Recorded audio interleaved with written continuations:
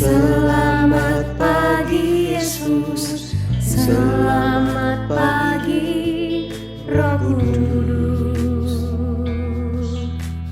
Terima kasih atas anugerah-Mu.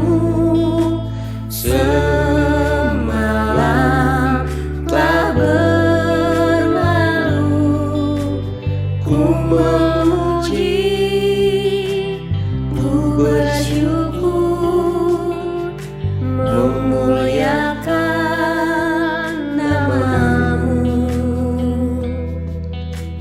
Allah Bapa, Putra, Roh Kudus, terima kasih. Shalom, selamat pagi. Kita berjumpa lagi di dalam program Sarapan Sorgawi. Mari keluarga besar SKBB, para kerabat dan sahabatku, kita akan sama-sama berdoa mengucap syukur. Bapa dalam surga, terima kasih pagi ini Engkau telah membuat kami bangun untuk menikmati hari yang indah yang Tuhan telah siapkan untuk kami. Dan pagi hari ini kami juga telah menyiapkan piring hati kami untuk diisi penuh dengan firman-Mu melalui program Sarapan Sorgawi. Bapa, isi penuh agar kami kenyang, agar kami selalu memiliki iman yang sehat, memiliki hati yang lebih lagi mengasihi-Mu dan mengerti akan kasih-Mu kepada setiap kami. Di dalam nama Tuhan Yesus kami berdoa, kami mengucap syukur. Amin.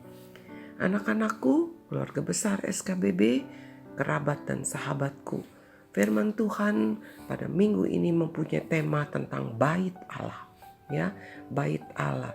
Dan firman Tuhan pagi hari ini berjudul ukuran bait Allah. Mari kita akan membaca terlebih dahulu di dalam Keluaran pasal 25 ayat yang ke-8 sampai 9. Keluaran 25 ayat 8 sampai 9. Kita akan membaca hanya sebagian kecil, ya, dari firman Tuhan tentang ukuran bait Allah. Ayat 8 dan 9. Dan mereka harus membuat tempat kudus bagiku, supaya aku akan diam di tengah-tengah mereka.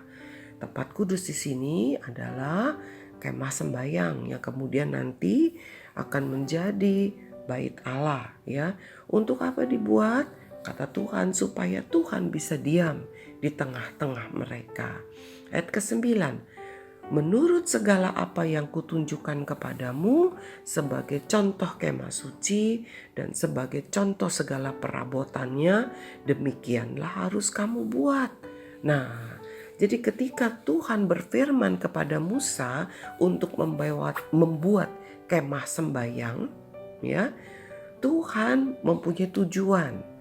Tujuannya adalah supaya Tuhan bisa diam di tengah-tengah umatnya. Yang kedua,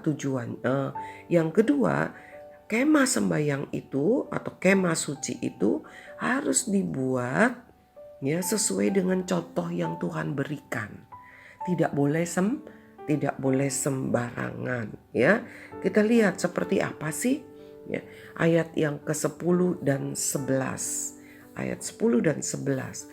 Haruslah mereka membuat tabut dari kayu penaga, 2,5 hasta panjangnya, 1,5 hasta lebarnya, dan 1,5 hasta tingginya.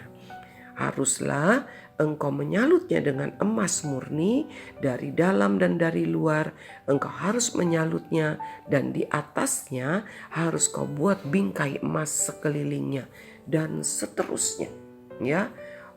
Ada banyak ukuran, ada banyak bahan yang Tuhan atur ketika membuat kemah suci dengan segala peralatannya. Apa maksud Tuhan kalau pagi hari ini Tuhan mengajar kita, memberitahu kita tentang segala aturan, segala ketentuan dari bait Allah ini. Sebelumnya, mari kita akan membaca satu ayat lagi dari 1 Korintus pasal 3 ayat yang ke-16. 1 Korintus pasal 3 ayat yang ke-16, demikian firman Tuhan. Ya. Firman Tuhan berkata, "Tidak tahukah kamu bahwa kamu adalah bait Allah dan bahwa Roh Allah diam di dalam kamu?" Nah, jadi kita lihat bait Allah adalah kita sendiri. Ya, bait Allah adalah kita sendiri. Kalau di dalam perjanjian lama Tuhan memerintahkan Musa dan bangsa Israel untuk membuat bait Allah, membuat kemah suci maksud saya, dan kemudian Raja Salomo membuatnya menjadi bait Allah, bukan dari seperti tenda lagi, tapi dari bangunan. Ketentuannya sama, ukurannya sama, bahan-bahannya untuk peralatannya harus semua dilapis dengan emas, dinding-dindingnya dilapis dengan emas, bahan-bahannya ada yang dibuat dari tembaga, ada yang dibuat dari perak, ada yang dibuat dari emas, semua aturannya sama, ikutin aturannya dan ukuran yang sama. Nah, di dalam perjanjian baru melalui Rasul Paulus, Tuhan berbicara lagi bahwa Tuhan tidak lagi berdiam di dalam bait Allah, di dalam bangunan. Tetapi Tuhan berkata, bait Allah adalah kita sendiri, umatnya. Ya, orang-orang yang percaya kepadanya itu adalah bait Allah. Nah, lalu bagaimana dengan ukuran-ukurannya, peralatan-peralatannya? Ya, artinya begini, bukan bicara berapa panjang, berapa lebar, berapa hasta, berapa sentimeter, berapa meter, bukan bicara emas, ya perak, tetapi itu merupakan satu kiasan, satu perumpamaan buat kita bahwa Tuhan mau kita mempunyai ketentuan peraturan yang sama seperti yang Tuhan mau. Bagaimana kita hidup, bagaimana kita sebagai bait Allah, bagaimana kita melakukan hidup kita. Tidak boleh sembarangan, tidak boleh sembarangan, ya. Peralatannya juga tidak boleh sembarangan. Ada mezbah korban bakaran, ya, di mana korban-korban, kalau orang Israel dulu datang mau beribadah, mereka harus bawa korban di situ. Nah, waktu kamu datang, kamu juga harus bawa korban kepada Tuhan. Bukan kambing domba, bukan harta benda, tetapi hidupmu sendiri. Dan pagi hari ini, inilah yang Tuhan ingin sampaikan kepada setiap kita. Sudahkah kamu menjadi bait Allah yang ukurannya sesuai dengan firman Tuhan? Ya, yang ukurannya sesuai dengan firman Tuhan, yang bahan-bahannya sesuai dengan maunya Tuhan, bukan dari jerami, bukan dari barang-barang yang usang, bukan dari bahan-bahan yang usang. Artinya dengan hidup yang sembarangan. Yang penting saya baca Alkitab, yang penting saya kebaktian, yang penting saya berdoa. Bagaimana cara kamu beribadah, bagaimana kamu cara datang memuji Tuhan. Gak bisa sembarangan. Mari anak-anakku, para kerabat dan sahabatku, seluruh keluarga besar SKBB, kita mau memeriksa diri kita. Apakah kita menjadi bait Allah yang ukurannya, yang bahan-bahannya seperti yang Tuhan mau? Atau kita menjadi bait Allah yang sembarangan, yang tidak berkenan di hadapan Tuhan? Mari kita mau bertobat untuk ini. Kita mau menyadari kesalahan kita. Jangan lagi menjadi bait Allah yang sembarangan. Atau kita mau menjadi bait Allah yang berkenan di hadapannya. Ya, mari coba kita mau periksa hidup kita.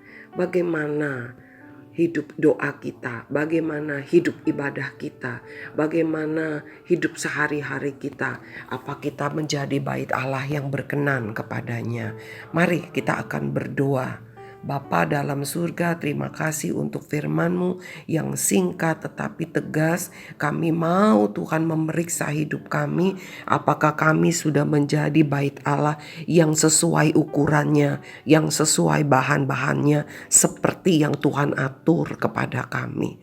Kami tidak mau menjadi bait Allah yang dibuat dari kayu yang keropos. Kami mau Tuhan bait Allah yang dilapisi dengan emas murni, yang dilapisi dengan bahan-bahan yang berkenan di hadapan Tuhan. Ampuni kami ya Tuhan, periksa apa yang kami katakan, apa yang kami pikirkan, apa yang kami lakukan, apa yang kami perbuat, apa yang kami lihat, apa yang kami dengar, kemana kaki kami melangkah, apa yang kami rencanakan dalam hidup kami. Biarlah itu semua boleh berkenan di hadapan Tuhan. Mari Tuhan Yesus terus berfirman kepada kami, jangan berhenti. Di dalam nama Tuhan Yesus kami berdoa dan mengucap syukur. Anak-anakku bersyukur kepada Tuhan bahwa Tuhan terus boleh mengajar kita dengan firman-Nya, mengukur kita dengan firman-Nya agar kita sesuai dengan kehendak-Nya. Sampai bertemu besok pagi, Tuhan Yesus memberkati.